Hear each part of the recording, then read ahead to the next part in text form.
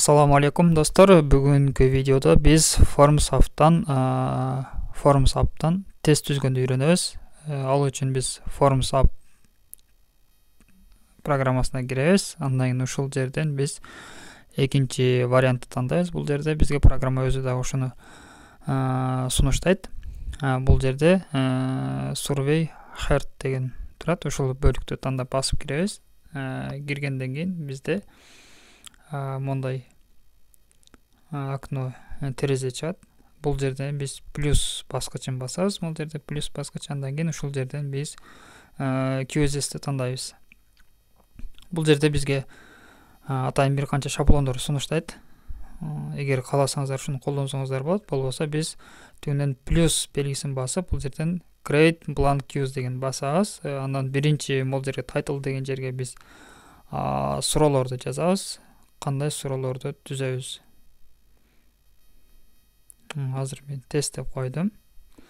Андан бул жерге биз түшүндүрмө жазабыз. Бул тестте эмнелер бар, кантип жооп бериш керек.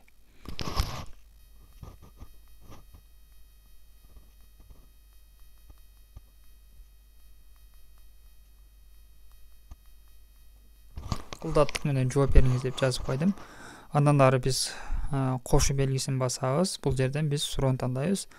Мен кеңеш берем, ушул жерден биз жөн гана бирөөнү гана тандайбыз. Multiple choice дегенди гана тандаңыздар, калганын кереги жок. Себептени тест кылганда бир гана ушул жакшы. Мындан башкасын тандаштын кереги жок. Мен ушуну кеңеш берем.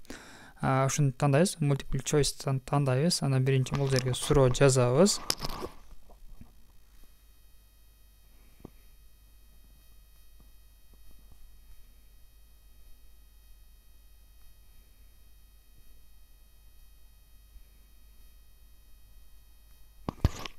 Анан жоопторун edit option менен кошобуз.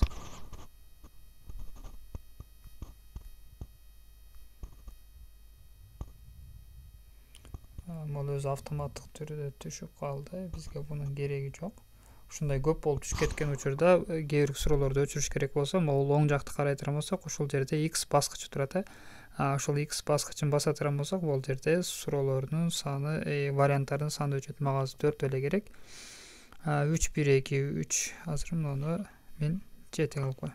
Анан сол жакта карай турган болсок, галочка турат. Ушуну биз туура вариантын белгилеп коебуз дагы. Бул жерге marks деген жерге биз балл беребиз. Мисалы үчүн, ушул суроону тапкан адамга мен 10 балл бердим. Андан кийин бул required болсун. Бул сөзсүз ушул тестти тандаш керек. Required бастым. Андан плюс баскычын басабыз дагы. Ушул жерде мен multiple choice тандайм. Анан суроону жазам бул жерде. Бул жерден сүрөт койсок да болот. Сүрөттө эмнени көрдүң дейбиз да. Бул жерде скрипка белгисин басабыз. Анан видео алып келип койсок да болот. Бул жерден же болбосо сайттын ссылкаларында койсок болот. Өзүгө керектүүсүн тандап аласыз. Мен азыр image дегенди басам. Бул жерден сүрөт тандайм. Эгерде мурун сүрөт алып келген болсоңуз, ушул жерде сүрөттөр туруп калат. Эгерде жок, мен алып келем дей турган болсоңуз, галереядан плюс белгисин басабыз, галереяны тандайбыз. Анан ушул жерден биз өзгө жаккан сүрөттү тандайбыз. Керек болсо кыркабыз, болбосо жогору оң бурчта турган галочканы басабыз. Сүрөт азыр келип түшөт. Ага чейин мен бул варианттарын белгилейм. Бул жерден add option'ы тандайм, анан варианттарын жазам.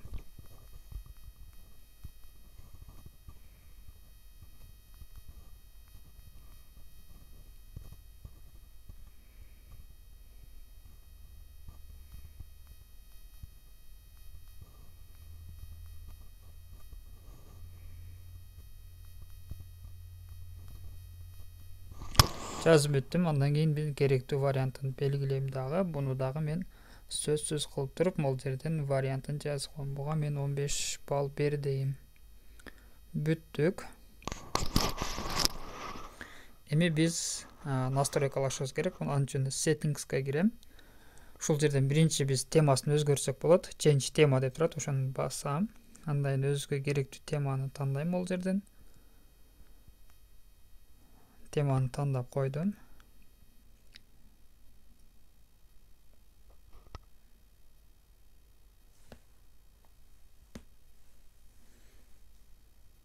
мондай көрүнүштө болот. Биринчи тест, анан кылдаткан жооп бериңиз, анан start деген баскычта болот. Азыр биз startты өзгөртөбүз. Ал үчүн settings'ка кирем. Анан welcome page деп турат. Ушул жердин түн карасак start деп жазылып турат. Ушуну өзгөртөбүз. Буну биз башта деп жазабыз. Анан могул жерден логотипин өзгөртсөк болот. Анын үчүн логотипти өзгөртүш үчүн show logo деп турат. Ушу жандагы төртбүштөккө белги коебуз. Анан change деп басабыз. Анан галереядан бир сүрөт тандайбыз. Кайсыл сүрөт? Могул сүрөттү тандадым. Тандап бүткөн сүрөттө анан done деп койдум. Бул коюлду. Анан экинчиси контролду өтөм. Контролго өткөндөн кийин стартты баскандан кийин, биринчи башта дегенди баскандан кийин колдонуучудан биринчи атты сурайт. Бул жерде галочка коюлуп турат. Анан кааласак имейлди кошуп койсок болот, кааласак number деп номерди кошуп койсок болот. Бирок көбүнчө булар бизге керек эмес. Эгер сизге керек болсо ушуларды басып койсоңуз болот. Анан экинчиси бул жерде duration деп турат. Бул убакыт. Анын үчүн убакыттын тушуна барып туруп, ол төртбүштөктүн ичинде галочканы белгилейбиз. Анан канча минутта жооп бериш керек. Ошол жерге могул жерге минут же саатын коюп койсун. Мен мисалы үчүн азыр могул жерге 5 минут дейин. 5 минут койдум. Анан done дегенди басам. Андан кийин эгерде колдонуучу бир эмес, бир канча жолу жооп берсе болот дей турган болсоңуз, анда могул жерде allow multiple attempts деген турат. Азыр мен англисчем бир аз туура эмес болгондуктан мүмкүн туура эмес окуп жаткандармын. Ошону басабыз. Эгерде бир эле колдонуучу бир нече жолу жөнөтүштү кааласа, ушуну басабыз. Жок, бир эле колдонуучу бир жолу жөнөтсүн десек, анда бул жерден галочканы алып коебуз. Анан жоопторун ал кантип көрүш керек? Бул жерде show queues result деп турат. Бул демек ал өзүнүн жоопторун көрө алат. Анан кийинкиси show correct answer дегенде ал тестке жооп берген адам кайсыга туура жооп берди, кайсыга туура эмес жооп берди, ошону көрө алыш керек боло турган болсо, анда могу биз галочканы коюп коебуз. Андан кийин суроолор. Биринчи суроолордун номерлери өзгөрөт, андан кийин суроолордун өздөрүн жайгашууда өзгөрүш керек болсо, анда бул могул жерге shuffle question деген questions'ты басып коебуз. Бүттү. Андан кийин биз буну жөнөтүшүбүз керек. Анын үчүн могул жерде submit деп турат. Ылдыйдай оң бушту карай турган болсок, ошол жерде submit деп турат. Ошону басам. Биздин суроо түзүлүп атат.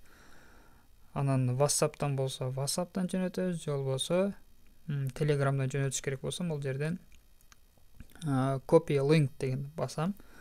Анан будан чыгып туруп мен Telegram'га кирем. Ушул жерден биз группаларга жөнөтөбүз.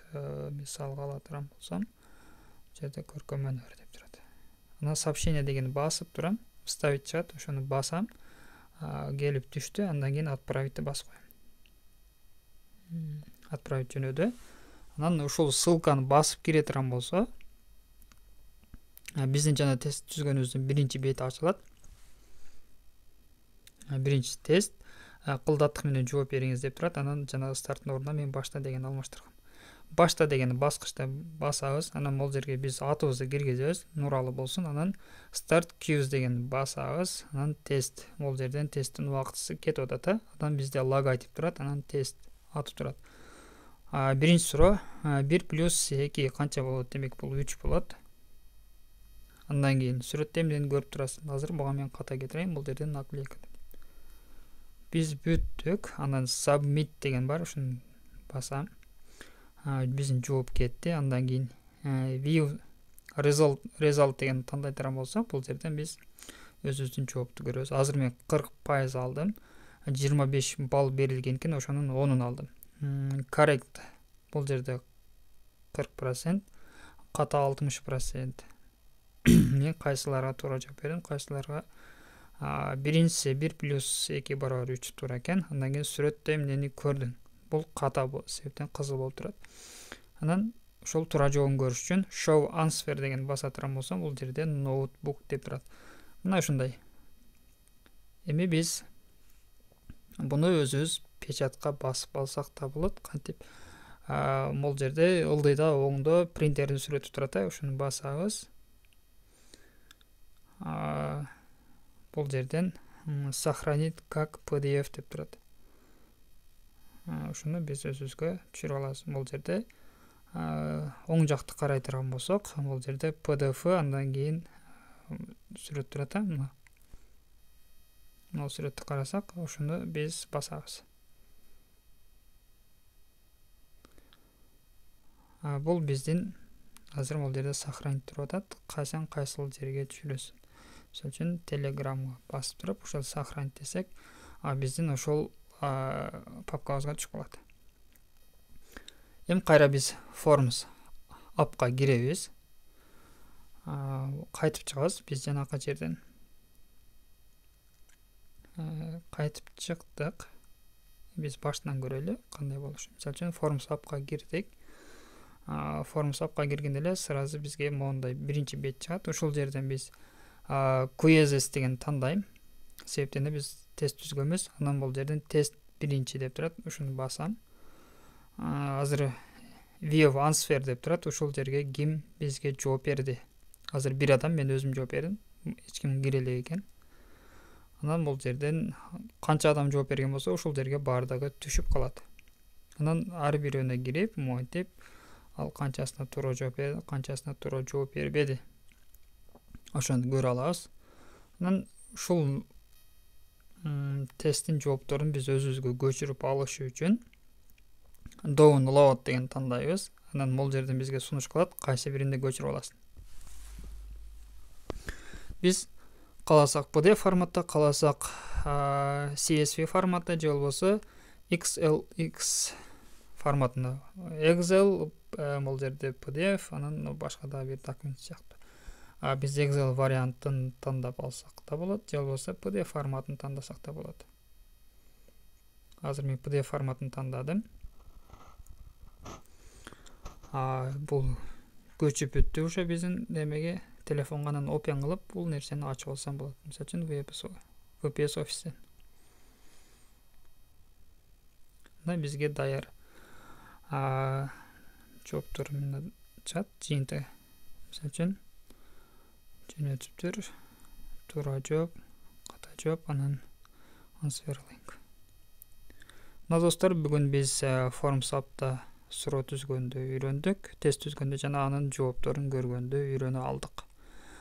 Биздин каналга катталыңыздар. Видео жаккан болсо лайк басыңыздар. Биздин кийинки видеолорду өткөрүп жибербеңиздер.